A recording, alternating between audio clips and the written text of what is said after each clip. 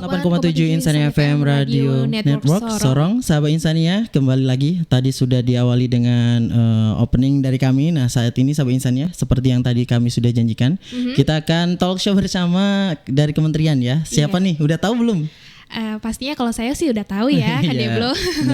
Nah, sebelum kita mulai, sahabat Insania pernah mendengar atensi belum? Nah, di sini kita akan membahas tentang atensi itu apa sih. Tapi sebelumnya, sahabat Insania, Sentra Pangurangi di Takalar, Sulawesi Selatan yang merupakan salah satu UPT di bawah Kemensos dengan jangkauan wilayah kerja Sulawesi Selatan dan Papua Barat menerapkan beberapa program pelayanan masyarakat. Salah satu program tersebut adalah atensi. Nah, atau asistensi rehabilitas sosial merupakan salah satu program strategis dalam upaya penghormatan, perlindungan dan pemenuhan hak bagi calon penerima manfaat.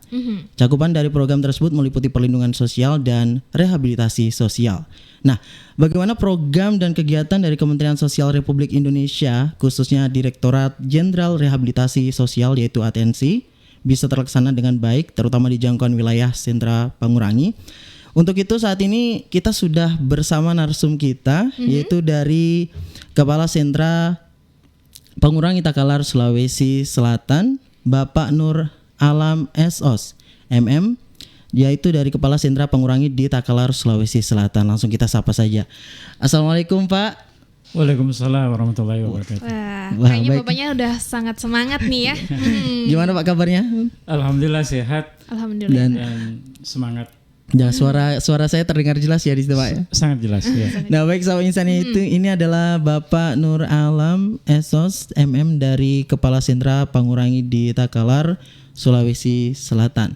Nah, jadi sahabat Insania, seperti tema kita pada hari ini yaitu atensi berbasis keluarga, masyarakat dan residensial, kita akan memperkenalkan nih salah satu program Kementerian Sosial yaitu atensi ini. Nah, sebelumnya mungkin kita bisa memberikan waktu kepada Bapak untuk menyapa sahabat Insania di rumah. Silakan Pak disapa untuk sahabat Insania yang saat ini sedang mendengarkan. Baik, selamat sore kepada seluruh sahabat Insania. 88,7 FM dimanapun Anda berada, dan pada hari ini kami sangat berterima kasih bisa langsung menyapa sahabat Insania di mana saja. Sekali lagi terima kasih dan mudah-mudahan tidak bergeser dari channel ini supaya bisa mendengarkan informasi-informasi yang terbaru dari Kementerian Sosial Republik Indonesia. Baik, nah ini Rio, Bapak ini udah berapa kali ya Pak datang ke Sorong ini, Papua? Kalau di Sorong sih sudah berapa kali ya, termasuk di Manokwari juga, di Papua Barat ya. Tapi khusus untuk di live di radio baru kali ini. Wah. The first time nih ya. Yeah. Gimana Pak perasaannya? Terus terangnya saya agak nervous berhadapan dengan Mbak Rio, Kak Delpo, karena saya pikir Kak Deblo ya, bahwa dipandu dengan kakak-kakak yang ganteng dan yang cantik ini. Ya mudah-mudahan informasi ini bisa tersampaikan dengan semangat kita bersama ya. Nah, baik, untuk sahabat Insania tadi sempat dibahas tentang atensi sendiri. Nah, atensi itu apa sih? Yaitu asistensi rehabilitasi sosial.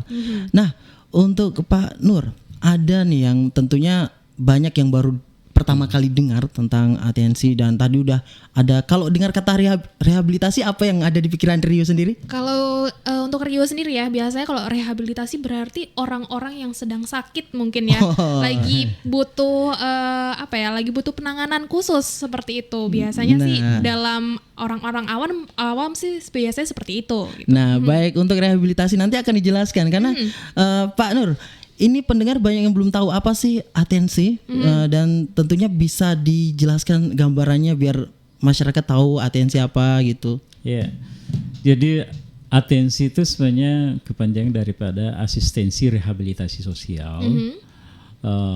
Itu memiliki 3 basis pelaksanaan programnya.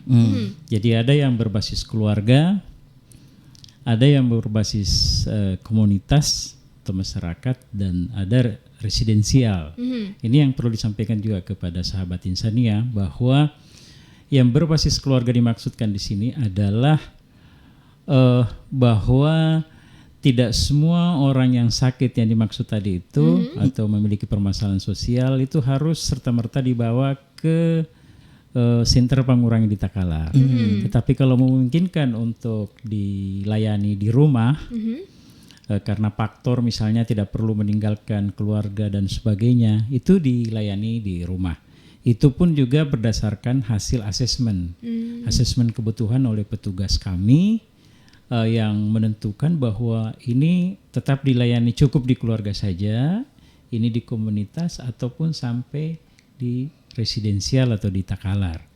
Kemudian yang berbasis komunitas, diantaranya kita maksudkan adalah orang-orang yang dilayani melalui atensi itu biasanya kalau di Kementerian Sosial itu istilahnya lembaga kesejahteraan sosial ya. Apakah itu kesejahteraan sosial anak, lansia, disabilitas dan seterusnya. Itu biasanya kalau yang dikenal di masyarakat itu kayak panti-panti asuhan ya. Oh iya. Itu yang dimaksud dengan komunitas. Ataupun ada komunitas-komunitas yang lain misalnya. Taruhlah komunitas lari misalnya, kan ada juga seperti itu. Nah kalau dalam situ memang ada yang perlu dilayani atau diterapkan program, kita lakukan seperti itu sesuai dengan kebutuhannya. Tetapi kalau memang dianggap bahwa permasalahan ini harus direhabilitasi secara residensial atau diasramakan di Center Pengurangi di Takalar, karena di sana kan disiapkan tuh ada asrama untuk merehabilitasi orang-orang yang memang memerlukan pelayanan. Itu kami bawa ke Takalar. Takalar. Iya, tetapi dengan pertimbangan bahwa itu sebagai alternatif terakhir. Kenapa? Karena misalnya dari Sorong sini kan ke Makassar lumayan jauh. Gitu. Iya benar sekali lah jauh. Sementara sistem rehabilitasi itu harus mempertimbangkan juga keluarga, kondisi penerima manfaat atau yang akan rehabilitasi ini. Karena sistemnya kita itu di sana tidak boleh sendiri, akan tetapi merehabilitasi itu harus melibatkan keluarga, keluarga terdekat, agar lebih cepat keberfungsian sosialnya bisa lebih cepat pulih gitu. Baik Pak, kan itu melibatkan keluarga. Nah kita bicara tentang rehabilitasi kan satu orang yang misalkan yang direhabilitasi, itu apakah harus keluarga setuju semuanya baru dibawa ke Takalar, misalkan memang harus jalan pintas terakhirnya untuk direhabilitasi, atau memang dari yang direhabilitasi harus setuju sama keluarga setuju, atau hanya cukup keluarga saja? Iya, jadi begini, Sentra Pengurangi Takalar adalah sebuah lembaga rujukan. Jadi kalau istilahnya kayak rumah sakit gitu ya. Jadi yang merujuk siapa aja boleh. Jadi di situ yang merujuk kadang ada APH, diantaranya ada polisi, ada kejaksaan, ada kehakiman misalnya ya. Kalau terkait dengan putusan-putusan pengadilan misalnya tentang nafsa atau anak berhadapan dan hukum, itu yang merujuk mereka. Kalau keluarga sendiri yang boleh, kan boleh juga keluarga ya, merujuk, boleh juga NGO dan sebagainya, lembaga. Jadi semuanya memang harus ada persetujuan dari keluarga gitu ya. Jadi kami di sana misalnya, kecuali kalau ditemukan memang orang yang membutuhkan pelayanan itu sama sekali tidak ada keterangan apapun. Tidak ada kan, di jalan misalnya taruhlah ODGJ ya. Iya ODGJ. Itu kadang susah dicari keluarganya.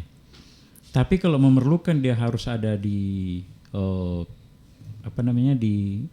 di lembaga atau di Center Pengurangi Takalar, tetap kita layani.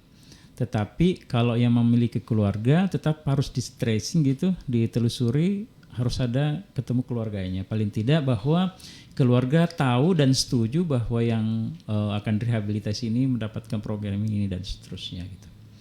Jadi pada dasarnya harus ada persetujuan. Persetujuan. Ya. Nah, untuk kayak misalkan pemantauan, controller, nah itu apakah benar-benar dari misalkan di Takalar itu yang memantau, yang mengontrol dari dinas terkait apa Pak? Misalkan dari lansia itu ada dinasnya sendiri yang memantau atau memang benar-benar dari pihak Kemensos langsung? Iya, jadi sebenarnya kita harapkan tentang monitoring ini secara bersama. Maksudnya harusnya lembaga terkait atau stakeholder itu bisa memonitoring secara bersama gitu. Tapi yang selama ini kita lakukan, kalau misalnya penerima manfaat itu atau klien itu dibawa oleh keluarga tanpa melalui misalnya dinas terkait, itu tetap kita informasikan kepada dinas terkait bahwa ada warga bapak yang kami bina dan rehabilitasi di sentra pengurangan di Takalar. Tetapi kalau kan masing-masing nih misalnya antara lembaga atau kalau di daerah kan namanya OPD ya, atau lembaga terkait masing-masing memiliki kepentingan bersama. Dan kami menganggap bahwa permasalahan sosial itu sebenarnya tidak bisa hanya dikerjakan oleh Kementerian Sosial sendiri gitu. Harus istilahnya dikeroyok oleh lintas terkait untuk mendapatkan hasil yang maksimal. Karena permasalahan sosial itu tidak akan berdiri sendiri gitu. Nah, ini ada yang seperti pernah bahas, ini ada ODGJ. Oh, berarti ini Menteri Sosial kemana nih? Kementerian Sosial. Padahal itu sebenarnya tugas bersama, salah satunya yaitu banyak stakeholder yang harusnya juga turut andil dalam merehabilitasi dari contohnya tadi ODGJ tadi, bukan hanya mencari orang pahamnya kan kalau ada ODGJ ini langsung membahas Menteri Kesosialan mana sih gitu kan, mengertinya gitu, padahal sebenarnya pihak lain juga terlibat dalam hal penanganan kasus seperti ini, misalnya untuk rehabilitasi khususnya. Ya benar banget ya. Selanjutnya nih Pak, kira-kira kalau misalnya tadi kan sudah dijelaskan sangat mendetail, mungkin berbasis keluarga, masyarakat dan juga residensial. Nah kira-kira nih target nih ya Pak ya, siapa saja sih target dan juga sasaran yang mendapatkan pelayanan dari atensi ini? Mungkin bisa diberitahu Pak kepada sahabat Insania, mungkin siapa saja seperti itu? Iya, kalau berbicara masalah target dan sasaran tentunya kan ini harus ada landasan hukumnya ya. Dan salah satu landasan hukum yang ada di Kementerian Sosial itu adalah Permensos atau Peraturan Menteri Sosial Republik Indonesia nomor 16 tahun 2019 tentang standar rehabilitasi sosial. Maksudnya adalah program yang bersifat holistik, sistematik dan terstandar. Ini bertujuan untuk melayani sasaran-sasaran yang ada di bawah, misalnya klaster anak, lansia, disabilitas, korban penyalahguna nafsa dan seterusnya. Ini yang menjadi target sasaran kita. Jadi tidak semua bahwa apa yang terjadi di bawah semuanya harus di-cover oleh Kementerian Sosial, tetapi ada kriteria-kriteria tertentu. Misalnya disabilitas ya. Disabilitas yang dimaksud yang mana gitu. Apakah semua disabilitas harus di-cover? Tentunya disabilitas mungkin yang memang butuh perlindungan atau pelayanan. Tetapi kalau misalnya disabilitas yang secara ekonomi bagus, itu kan berarti tidak terlalu prioritas ya. Tapi disabilitas yang memang tidak bisa mandiri itulah yang menjadi sasaran kita. Seperti itu ya. Jadi mungkin ada karakter-karakter atau ciri-ciri khusus gitu ya Pak ya. Mungkin dari mungkin tadi yang dikatakan disabilitas, mungkin dari segi perekonomian yang kurang memadai dan lain sebagainya yang menjadi perhatian khusus untuk Kementerian Sosial. Tapi misalkan untuk dari kan kita bicara tentang disabilitas itu semua orang mungkin ada ya, mulai dari kalangan menengah ke atas. Nah misalkan untuk yang mereka kaya, misalkan kaya tapi dari pihak keluarga, nah, mereka mungkin tidak tidak tahu caranya untuk merehabilitasi anggota keluarga mereka yang disabilitas dengan tanda kutip disabilitas apapun itu. Apakah untuk yang mereka memiliki harta itu ada tempat khususnya atau bagaimana? Atau memang dicampur saja? Iya, jadi begini sebenarnya. Makanya tadi saya katakan ada metode pelayanannya itu kan berbasis 3 tadi itu, keluarga, komunitas dan residensial. Jadi kalau misalnya kita menemu gitu ya disabilitas yang memiliki kemampuan ekonomi yang cukup gitu ya. Jadi berarti kan kita tidak memberikan bantuan secara fisik secara ini, tetapi mungkin istilahnya ada nanti petugas dari Sentra Pengurangan Data Kalar atau pendamping rehabilitasi sosial yang ada di tempat masing-masing itu ada namanya asesmen gitu ya. Jadi mengkaji atau menggali kebutuhan calon penerima manfaat. Jadi bisa saja yang dibutuhkan mungkin secara empowering, misalnya psikososialnya, bagaimana memberlakukan teman-teman yang disabilitas seperti ini, diarahkan seperti apa. Jadi tidak selamanya bantuannya berupa fisik, tetapi bisa berupa penguatan-penguatan atau motivasi-motivasi agar keluarga paham, parenting lah juga ya, agar keluarga paham bahwa anaknya yang kebetulan disabilitas itu bisa berfungsi secara sosial di masyarakat gitu. Jadi mungkin tidak lagi minder, kita tunjukkan bahwa apa kemampuannya yang harus digali, yang harus dieksplor gitu ya, bahwa bisa setara dengan yang lain yang normal, sehingga persoalan-persoalan ini bisa tertangani dengan baik. Jadi tidak selamanya harus atensi itu tidak hanya berupa bahwa bantuan secara fisik atau nilai nominal uang semata gitu. Oh baik, jadi sahabat Insania, atensi sendiri tadi dikatakan tidak terkait dengan bantuan uang dan lain sebagainya, tapi bisa jadi konseling. Nah kalau misalkan kita di sekolah dulu, nah anggap aja sekolah kan, misalkan sekolahnya gimana butuh BK, bimbingan konseling. Nah atensi sendiri juga sama ya Pak, berarti misalkan mereka mungkin masih bingung dengan tidak memiliki jiwa sosial, bukan jiwa sosial, kesulitan untuk bersosialisasi. Nah, di sini peran atensi untuk mungkin memberikan bimbingan dan konseling dan sebagainya. Iya, jadi betul sekali. Jadi atensi ini tidak selamanya harus berupa bantuan atau uang, tetapi bisa berupa itu tadi, konseling dan sebagainya. Kita di Makassar kerjasama juga dengan salah satu universitas yang memiliki SDM, misalnya psikolog, walaupun di kami juga ada psikolog ya, untuk menangani hal-hal tersebut. Baik sahabat Insania, itu tadi sudah dijawab beberapa pertanyaan terkait atensi itu apa. Semoga sahabat Insania udah tahu ya atensi itu apa. Jadi wilayah kerja kami itu, karena sebenarnya UPT Kementerian Sosial Republik Indonesia yang seperti ini kan ada 31 yang tersebar di seluruh Indonesia gitu ya. Di antaranya di Kabupaten Takalar, Sulawesi Selatan. Jadi wilayah kerja kami di antaranya Sulawesi Selatan dan semua Papua Barat gitu. Kabupaten kota yang ada di Papua Barat. Yang tentunya meliputi program-program itu tadi, atensi yang dengan berbagai klaster ya, lansia misalnya, tapi tidak semua lansia, tapi lansia yang terlantar, gitu ya, disabilitas yang terlantar, yang perlu mungkin yang tidak ada keluarganya. Iya, tidak ada keluarganya. Kalau ada keluarganya mungkin tidak mampu secara ekonomi dan secara psikis dan sebagainya. Kemudian anak, permasalahan anak. Berbicara masalah permasalahan anak itu banyak sekali kalau permasalahan anak gitu ya. Bisa anak terlantar, yatim piatu misalnya yang tidak mampu, atau anak dengan berbagai permasalahan, misalnya anak berhadapan dengan hukum, itu masing-masing punya karakter tersendiri. Kemudian ada namanya korban bencana dan kedaruratan. Iya. Ya, itu di dalamnya juga sudah masuk di situ.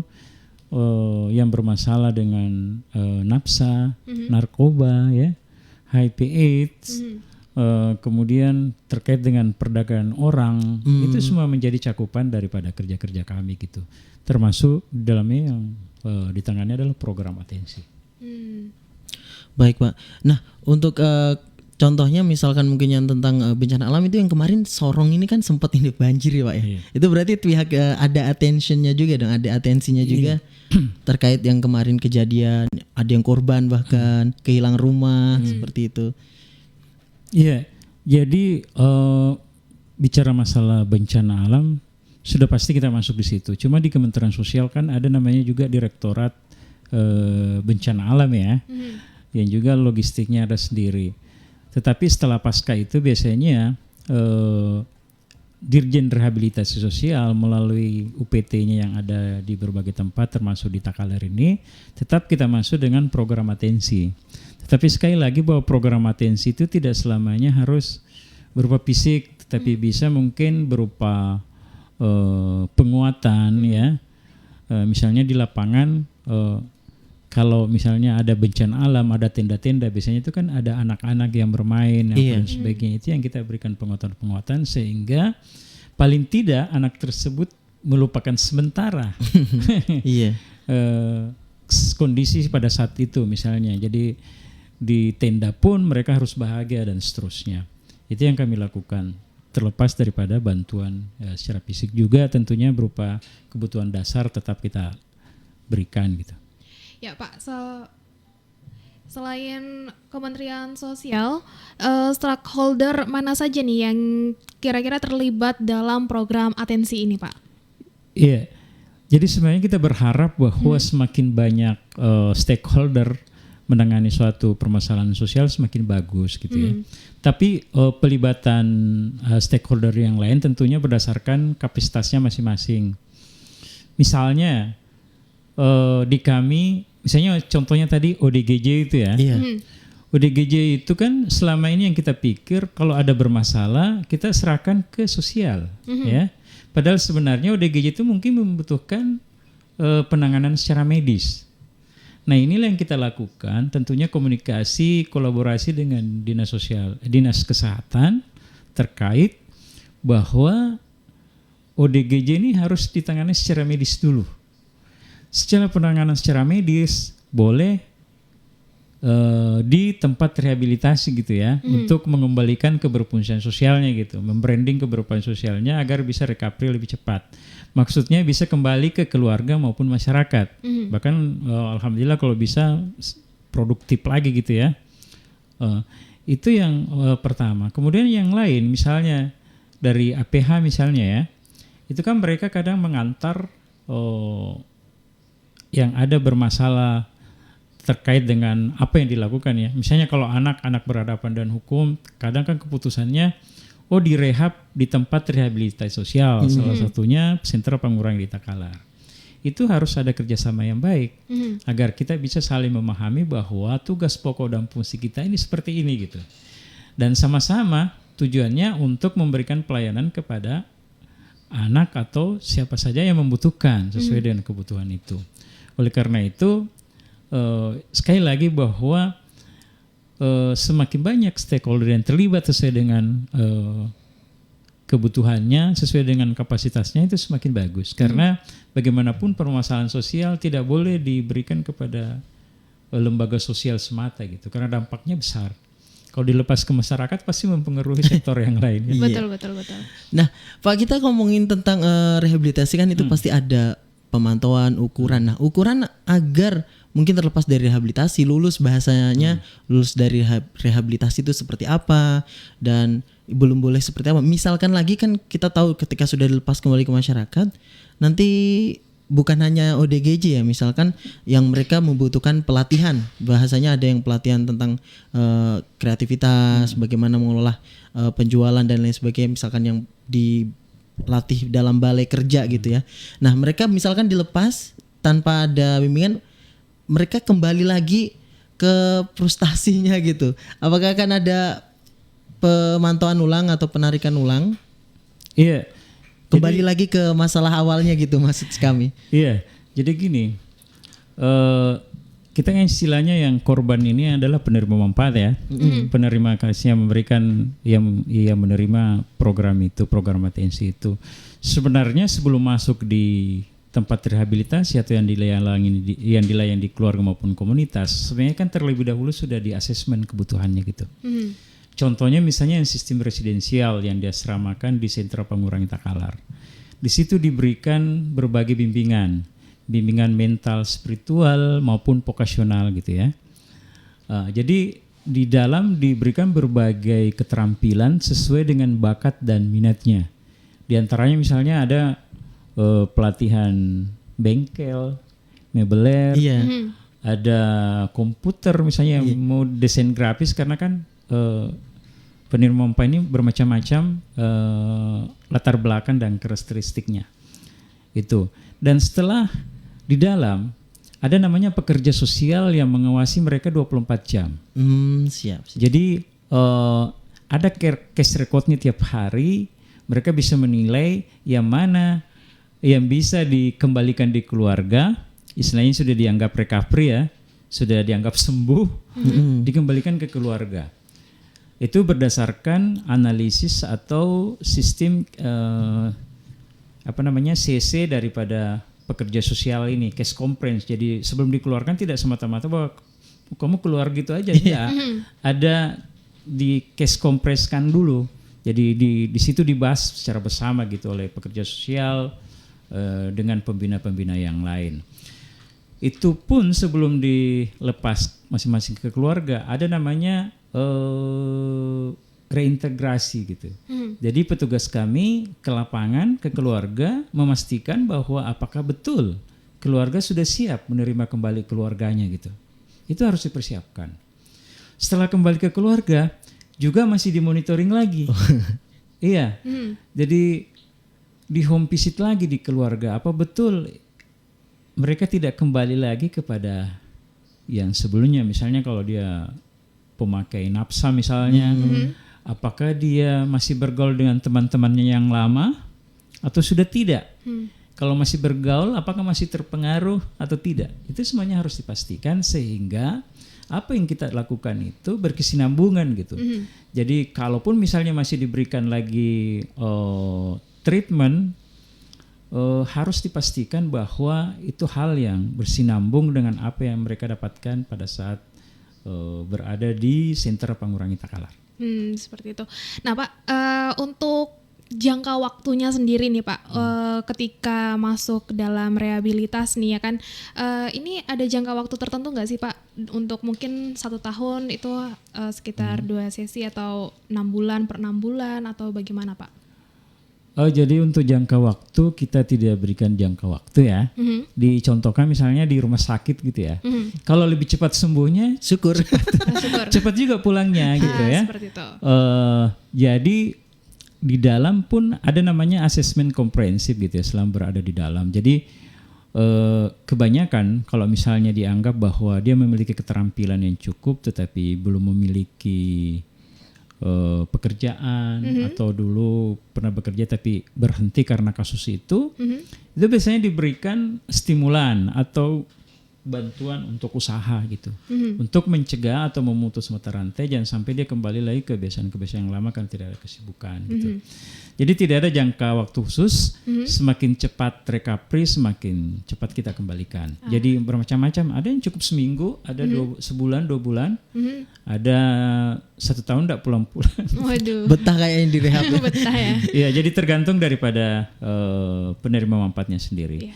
Makanya juga kami libatkan keluarga karena keluarga lah yang sangat membantu akan pemulihan mereka. Karena sangat banyak terjadi kasus mereka misalnya melakukan A, B, dan C yang bertentangan dengan nilai-nilai kepatutan di masyarakat maupun hukum ya, itu tidak terlepas daripada kondisi keluarga.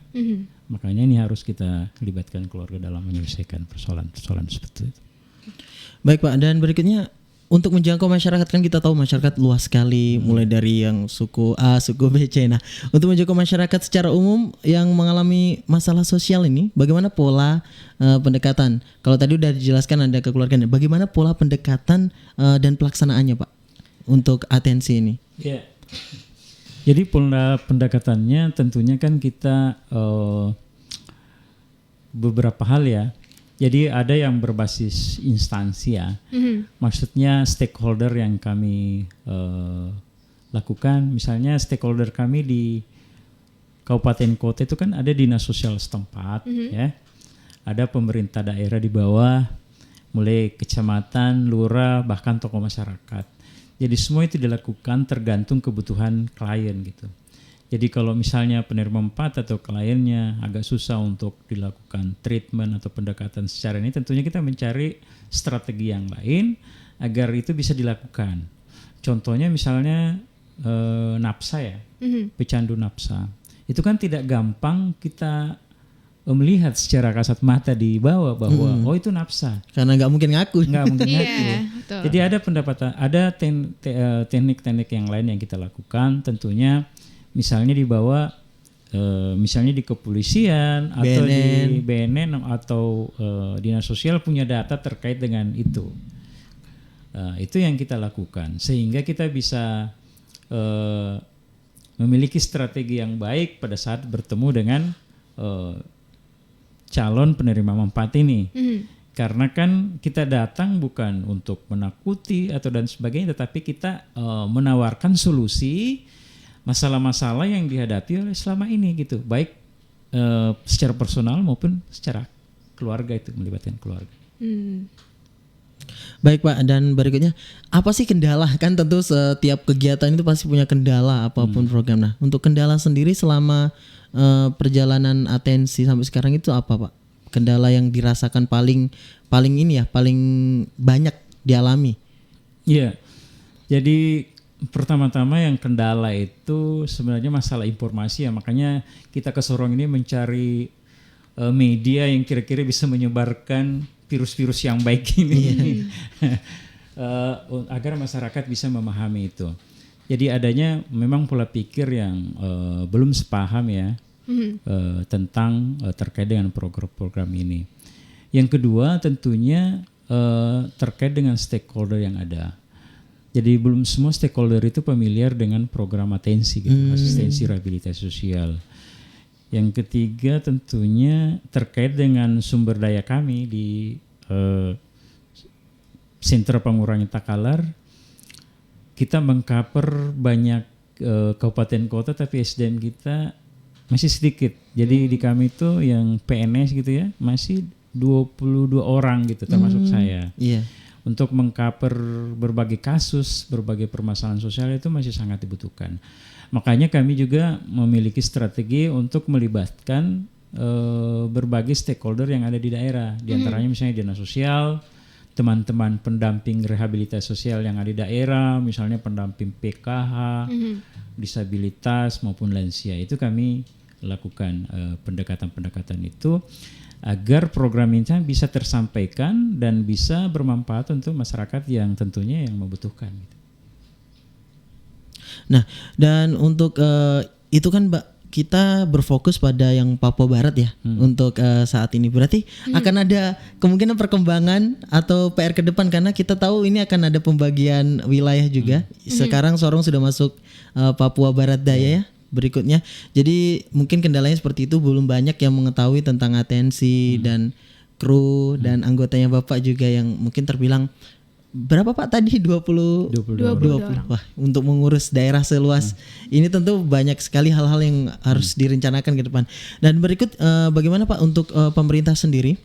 Bagaimana pemerintah daerah turut berperan aktif dalam menyediakan layanan atensi? Mungkin seperti kalau dari pihak Takalar rehabilitasi. Nah, mungkin kalau dari pemerintah daerahnya seperti apa untuk layan aktifnya? Layanannya. Jadi begini sebenarnya, makanya kan salah satu yang kami sosialisasikan seperti ini. Jadi selain di kendala di kami, memang pemerintah kabupaten kota juga memang tidak lepas dari berbagai kendala untuk menangani permasalahan sosial.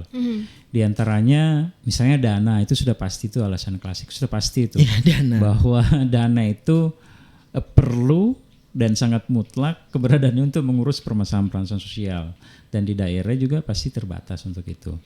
Yang kedua, masalah sapras, sarana dan prasarana ya. Itu tidak semua daerah atau kabupaten kota memiliki tempat seperti yang ada di Sentra Pengurangi di Takalar, yang dalam hal ini UPT Kementerian Sosial. Karena memang di Sentra Pengurangi Takalar itu sudah didesain sedemikian rupa sebagai tempat rehabilitasi gitu, sebagai tempat percontohan. Sampai di sana misalnya gedung-gedungnya lengkap, termasuk ada kolam renang indoor gitu, bagian daripada pelayanan itu. Tapi kalau di daerah sebenarnya ada saja misalnya sebagai tempat shelter atau penampungan sementara bagi yang bermasalah, ini sudah bagus. Cuma persoalannya kan tidak semua daerah termasuk di Kota Sorong belum memiliki untuk itu. Sehingga misalnya gini, kami di Takalar gitu untuk menangani permasalahan sosial, ada laporan dari Kota Sorong, kan tidak serta-merta harus dibawa ke Takalar kan. Harus ditangani dulu di Kota Sorong. Untuk menangani di Kota Sorong harus ada sarananya. Saprasnya kan, sarana dan prasarananya. Nah, ini yang perlu menjadi pemikiran memang bagi pihak yang terkait ya.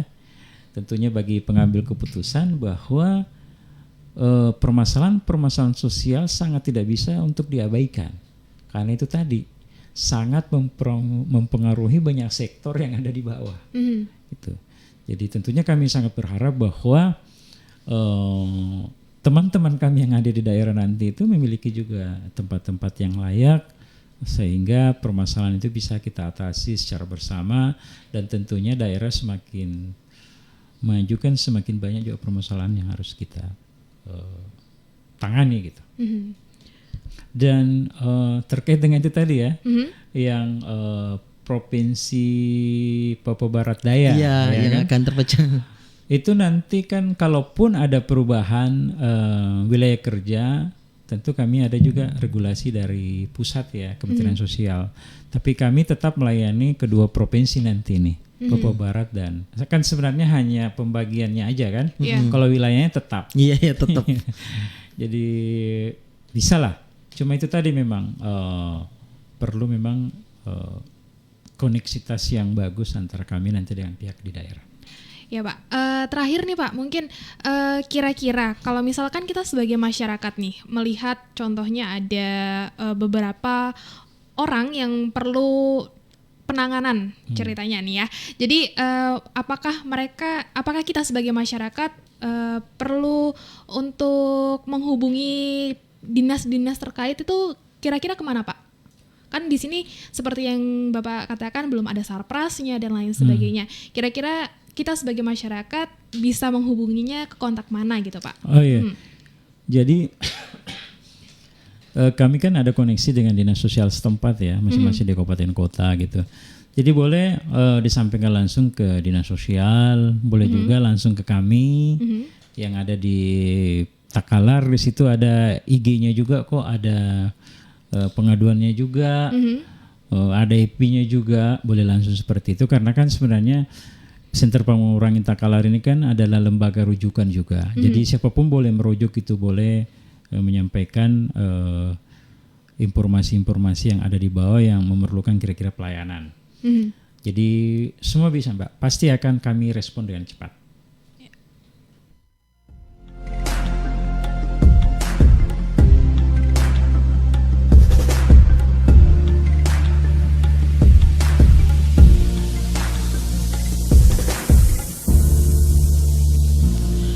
Baik Sahabat Insania, sudah berbagai pertanyaan yang mungkin mewakili pertanyaan dari Sahabat Insania terkait atensi, mulai dari pelayanan, di mana berlokasi, stakeholder mana saja, ya Rio yang bekerja sama.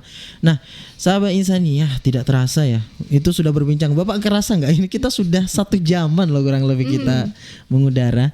Nah, untuk itu mungkin Sahabat Insania yang saat ini sedang bergabung, semoga dipahami ya, mulai dari tugas Kementerian Sosial itu seperti apa.